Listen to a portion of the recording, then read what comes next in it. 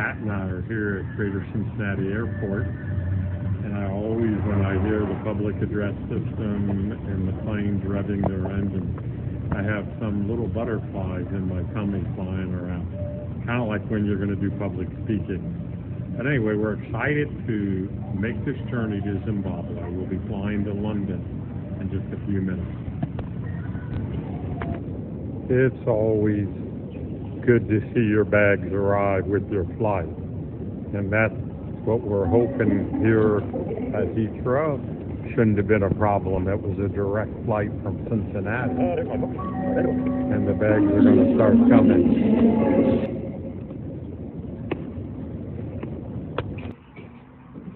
Well, we got our rent-a-car here, actually from Budget rather than Avis.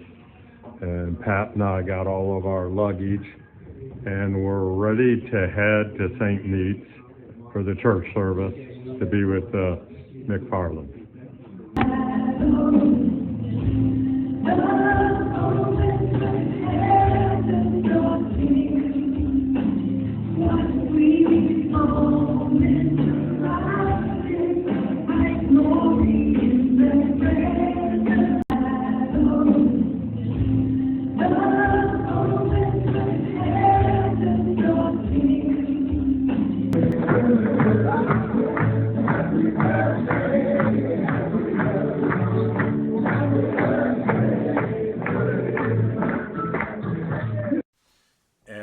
I have in my hand his report cards from when he was doing Bible school in Zimbabwe, starting in 1995. That's 30 years ago. That's a long time ago. And you brought these tonight. We're reconnecting here in the United Kingdom and St. Neots. And you've driven down, and many years have passed since then. It's been a long time. Refresh my mind and everything. You even brought your certificate, your graduation diploma, and I'm just amazed. And it blesses me so much to meet with a student who had applied himself. I see the courses I taught, others taught. Yeah. Good to see you. Tell me all about the last 30 years, and even maybe start with what it was like coming to Bible school as well. It was, I came to Bible school in 1995. I felt God calling me in 93. I was in a place called Muchabezi, Gwanda. And that's when I sensed God calling me to be a pastor. So I went back to my pastor. I said, Pastor, I sensed God calling me to be a pastor. And he asked me to sign up with, then it was called Rhema Bible School then. That's when I joined Rhema. I think it's the best decision that I made then. Oh. It has since then influenced my understanding of the Bible. I think when I was driving, I asked myself, what exactly did I learn from Rhema? 3 things. Summarize it all. I learned how to focus on observation. What am I observing in the Bible? And the second thing was to focus on what is the meaning of what I'm seeing, interpret what I'm seeing. And finally, how do I apply what I've observed and interpreted in the Bible? So I think in a summary, that's what those 2 years did to me. And you were 19 years old. 19. And you were doing youth ministry in the church at that time. Yes, I was a youth pastor in Highfield. And so you're catching public transport. You're coming 5 days a week in the evening. Yeah. Tell me about that. It wasn't easy. I didn't come from a well-off family, so it's not every day when I had enough money to make it to Bible school. So I would probably just have enough to make it to the city center and enough to come back home. But from the city center to where the Bible school was, you needed another transport to go there, but it's a place where you could walk. Having not enough money, so I'll make sure I leave early, spare enough time to then walk to the Bible school. The beauty of it was sometimes after Bible school, you would have those who had cars. I didn't even know how to drive then. So you'd rely on the goodwill of those Bible school students who were going your way. They would drop you in the city center, you catch your next transport back to where I lived then. So going and coming back from Bible school, you needed prayer for that. You say, God, today I'm praying that I get someone to offer me transport back to the city center. But I was determined to finish this. So transport, all that wasn't really. I was prepared to walk, even from Highfield to City, if that called for it. But I never had to do that. So I was so determined to finish the course. That kind of commitment always moved my heart, to see the students eating maybe a main meal in between classes during the break, and it cost you. So, And you've continued to study. I've You've continued to minister. Tell me about that. So I left Zimbabwe in 2000. I came to the UK on a youth program to come as a youth pastor, youth worker in the UK, but it was more cultural exchange program. When I came to the UK, I carried on. I mean, as much as I didn't go to a Bible school then, but what Rema also instilled in me was the desire to read. So I realized I had to continue with self-teaching. I started buying books. I think then I knew which kind of books to read. I just carried on, just buying one book after another and studying.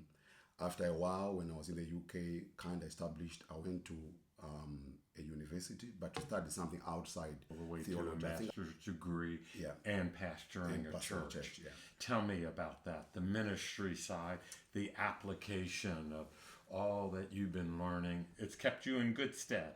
It has. I think I can proudly say what I learned from Bible school was how to simplify the Bible, and that is still my mantra, that people should just have simple Bible knowledge. So I try and in my sermon presentation make it as simple as you can, but also leave that seed that people want to know more. I'm a very illustrative preacher, to a point where I can buy whatever. I remember one sermon I did, I bought an inflatable boat because I was going to preach on Peter and the disciples on the boat. So I try and use that as a way of just make the message sink. And what I've done is I've carried on trying to bring in the academic from outside theology, but also maintain what I understand from the Bible as the truth, or what God wants me to teach. So I've carried on with that. Make it as simple as I can. That connection is not there. Yeah. But you're not the only one who's Yeah. experienced that. What would you say the numbers are of individuals like yourself who are part of the Zimbabwean diaspora that have gone and have not gone back to Zimbabwe? We're talking several million. Yes, millions. I don't know how many are in the UK now, but I think in terms of that disconnection, of course, some manage to bring their family members, so they can still have that connection. But I would say, without any proof to my statistics, I think I would say 1 in 2, they suffer from that disconnection, that they are here on their own. They do visit, but the visiting can never compensate, and it's also expensive. It's amazing. I'm so blessed to have this time with you and to be able to talk about these things, because sometimes we lose track of people that God has caused our lives to be intertwined and to be able to make the reconnection that we're making today. Because how many students were at the school when you were there? We were at about a couple of hundred at that point? I would say maybe 200, 300. Yeah, somewhere there. We got to the mid 250s, and you did a 2-year diploma Two-year program, yeah. But then you've done further studies since then. Since then, I've and done... you got a master's. Master's degree, yeah. And there's one question I want to ask you before we finish our interview, but it's an important question. Yeah. What do you see next? What has God put in your heart, your vision? You're still, I think of myself as an older man now, especially thinking 35 years ago, 30 years ago, you were 19. What do you see in the next 5 years? A couple of questions are burning in my heart. I think number one, I still want to pursue my theology to the highest level if I can. I think during your days at Rema then, you gave me the foundation, and I still find myself thinking there's room for more. There's room. You want to go deeper? Yeah, I want to go deeper. Yeah, we don't see that in the United Kingdom as much. Yeah, so I'm beginning to think of those years that when that time comes, I would want to be back home in Zimbabwe. So I'm doing a few preparations in terms of acquiring properties in Zimbabwe, building something. I really want to be outside the city, somewhere in the villages, just build something decent and kind of come to the closing down of my Impart life. that into young lives. Yeah. Have children and be able, when you're 66 like me, to have one of the students who come and... You don't look 66, man. You. I'm getting to be old. Yeah, yeah. But I'm so blessed. I'm so happy that to I've met reconnect you. and to hear your story. You don't know the impact that you made in our lives then as 19-year-olds. You were the man we used to look at and think, how does he know all that? How does he know the Bible like that? You don't even look at your notes. You just talk, and I'm like, oh, if I can get there one day. You're kind. And yeah, you inspired me.